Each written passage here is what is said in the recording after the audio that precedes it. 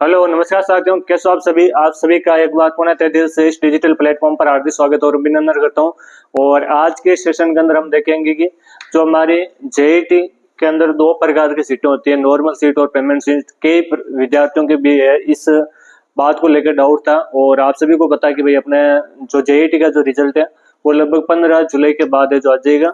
और इसके अलावा मैं बताऊं काउंसलिंग किस कब होगी, क्या प्रोसेस रहेगी, वो उसके संपूर्ण वीडियो में आपको वन बाय वन जानकारी देते रहेंगे।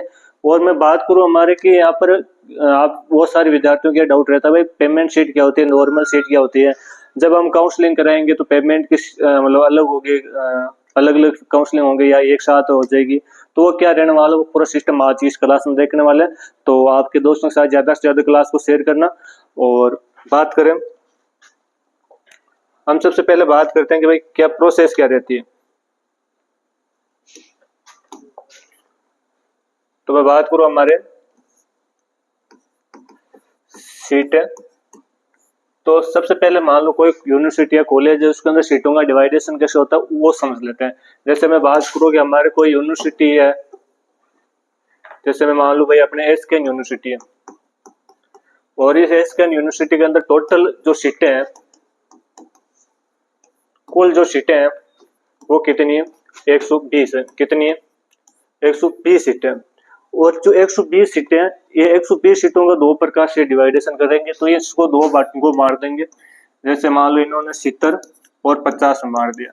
इसमें जो 70 है वो नॉर्मल रह जाएगी आपकी, और जो 50 है वो पेमेंट सीट रह जाएगी।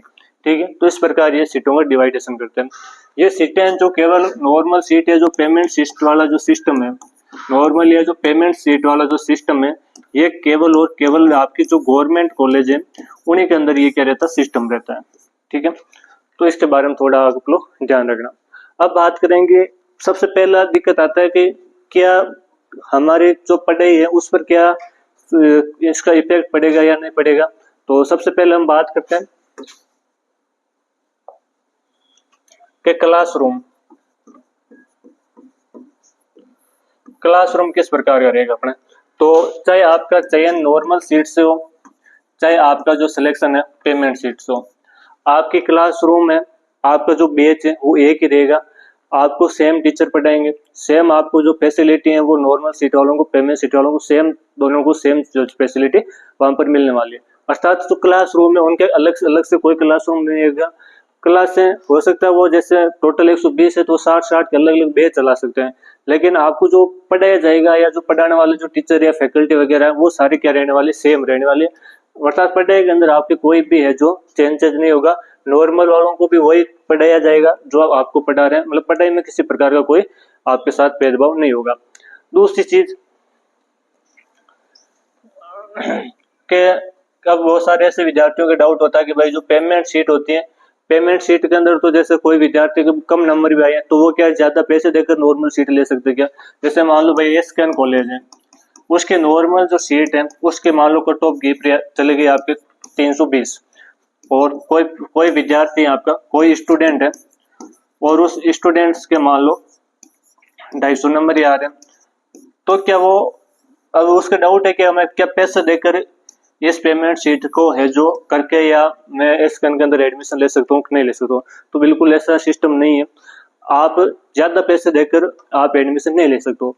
हालांकि नॉर्मल सीट की भी अपने अलग कट ऑफ जाती है और पेमेंट सीट की भी अलग कट ऑफ जाती है। क्या सिस्टम रहता है तो उसमें थोड़ा देख लेते हैं। तो सबसे पहले मैं बात करूं, तो जैसे मान लो अपने नॉर्मल सीट है, और नॉर्मल सीट की जो है वो मान लो कट ऑफ किसी यूनिवर्सिटी की कितनी चली गई, 320 नंबर है। कितनी है, 320 मार्क्स है। ठीक है, अब बात करें पेमेंट के अंदर क्या सिस्टम रहेगा। तो जो पेमेंट वाली जो सीट है इसकी जो आपके मैं बात करूं कट ऑफ है, वो कट ऑफ इससे लगभग ज्यादातर तो ऐसा केस रहा है कि ज्यादातर 5 या 7 नंबर का डिफरेंट रहता है। लगभग ऐसा मान लो भाई 315 नंबर इसके या 310 नंबर इसकी क्या किया, कट ऑफ चली गई है। हालांकि हर यूनिवर्सिटी के अलग अलग हो सकते हैं, मैं आपको एक एग्जांपल के तौर पर बता रहा हूँ। तो मान लो कितनी गई है, 310 हो गए। आप चाह रहे हो कि नहीं मेरे को तो एसकेएन के मेन कैंपस में ही पढ़ना है, इसके अलावा मेरे को और कहीं नहीं जाना है, तो आप यहाँ पर है जो आपके कम नंबर है 310 में मान लो पेमेंट सीट की कट ऑफ गई है तो नॉर्मल सीट की फीस देनी पड़ेगी। इसके अलावा नॉर्मल प्लस पेमेंट की मिलाकर आपकी जो सीट है वो वहां पर क्या कर दी जाएगी, लो कर दी जाएगी। इसका मतलब कम नंबर पर सिलेक्शन नहीं होगा, दोनों की अलग अलग कट ऑफ जाती है। ज्यादातर केस में 5 या 10 नंबर का आप ज्यादातर मान सकते हो कि इन दोनों में डिफरेंट रहता है, बाकी ज्यादा डिफरेंट नहीं रहता है। तो ये सिस्टम रहता है, ठीक है। मतलब आप ज्यादा पैसे देकर इसको है जो सीट को वहां पर नहीं ले सकते हो। क्लियर है चीज।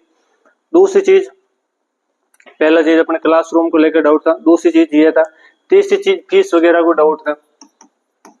सबसे जो मेन डिफरेंट आता है वो फीस में ही आता है। फीस में क्या डिफरेंट आता है, तो मान लो कोई भी नॉर्मल कॉलेज है या कोई भी नॉर्मल सीट है और उसकी जो फीस है वो मान लो 15,000 रुपए, कितनी है, 15,000 रुपए। तो पेमेंट की क्या रहेगी, तो पेमेंट की जो फीस है वो लगभग ऐसे मान के चले भाई 35 से लगभग आपके 50,000 तक हो सकती है। फिक्स नहीं है, मतलब एग्जाम्पल के दो मैं बता रहा हूँ कि इन दोनों के बीच में इतना डिफरेंस हो सकता है। ये जो फीस है ये पर सेमेस्टर के हिसाब से होगी। किस हिसाब से होगी, पर सेमेस्टर के हिसाब से होगी। हर सेमेस्टर के अंदर आपकी फीस के अंदर इतना गैप आएगा, ठीक है। तो फीस के अंदर इस दोनों सीटें, जैसे हमारा नॉर्मल सीट है, पेमेंट सीट है, इसमें सबसे जो बड़ा कारण है या दोनों में जो मेजर जो डिफरेंस है वो हमारे किस को, फीस को लेकर है। दोनों की फीस अलग अलग रहेगी, बाकी आपकी जो सेम फैसिलिटी मिलने वाली वो सेम मिलेगी। इसके अलावा सर इसकी काउंसलिंग को बहुत है जो डाउट आ रहा है कि काउंसलिंग किस टाइम करें।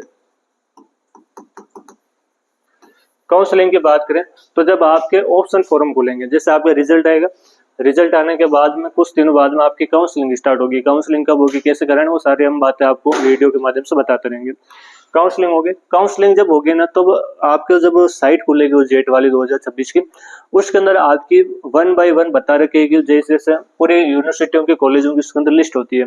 आपको चॉइस भरनी होती है वहां पर, भाई मैं इस कॉलेज के अंदर जाना चाहता हूँ या सबसे ऊपर चॉइस होती है। जैसे मान लो मैंने किसी ने भरी एसकेन श्री करण नरेंद्र एग्रीकल्चर यूनिवर्सिटी, पूरा नाम लिख रहा होगा, उसके अंदर यहाँ पर एन आगे लिखा होगा, एक इंडेक्स बना होगा और इंडेक्स के अंदर एन लिखा होगा। एन का मतलब क्या है, उसके अंदर नॉर्मल सीट है और यहाँ पर आगे उसकी फीस लिखी होगी, ठीक है। एन लिखा, इसका मतलब एसकेन की सीट है और उसके अंदर नॉर्मल सीट है। इसके अलावा एक यहाँ पर एसकेन लिख रहा होगा, इस पूरा नाम जो इसका एड्रेस है, और यहाँ पर पे लेकर आगे इसकी फीस लिख दिया गया। ये इसका मतलब क्या, पेमेंट है। इसी प्रकार एमपीयूटी अपनी आरसीए जिसको बोल लो आप,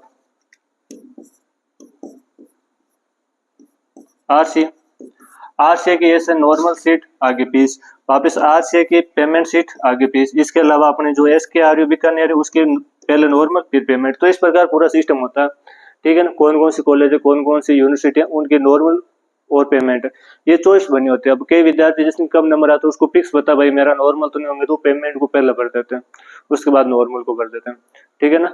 आपके काउंसलिंग आएगा, इस प्रकार आप भर सकते हो। क्या प्रोसेस रहेगी, किस प्रकार भरना, वो हम और भी आपको वीडियो के माध्यम से जो बताते रहेंगे। और भी आपको किसी प्रकार का कोई डाउट है तो हमारे जो कॉन्टेक्ट नंबर उन पर आप कॉन्टेक्ट कर लेना, या मैं आपको एक नंबर बता रहा हूँ इन पर कर लेना। इसके अलावा जो भी वीडियो देख रहे हो, हमारा जो टेलीग्राम चैनल या व्हाट्सएप वगैरह उन पर मैसेज कर देना। आपको कोई भी दिक्कत होगी तो हम वो आपको जो बता देंगे। काउंसलिंग होंगे, काउंसलिंग होने के बाद में आपका फर्स्ट रिजल्ट आएगा। रिजल्ट आने के बाद में आप उसके अंदर अपवार्ड लगा सकते हो। जैसे भाई आपको वहां पर दो ऑप्शन आएगा, या तो आप सीट एक्सेप्ट करो या अपवार्ड लगाओ। तो यदि आपको जो कॉलेज मिली है उससे संतुष्ट नहीं तो आप अपवार्ड लगा सकते हो। अपवार्ड 2 बार लगा सकते हो, उसके बाद में आपको फाइनल है जो कॉलेज वगैरह मिलती है वो आपको एक्सेप्ट करनी पड़ती है। तो ये बिल्कुल आज वीडियो था। मेरे ख्याल से आपके बीच में जो भी डाउट होंगे मैंने पूरा मेरी तरफ से प्रयास किया आप लोगों को बताने का।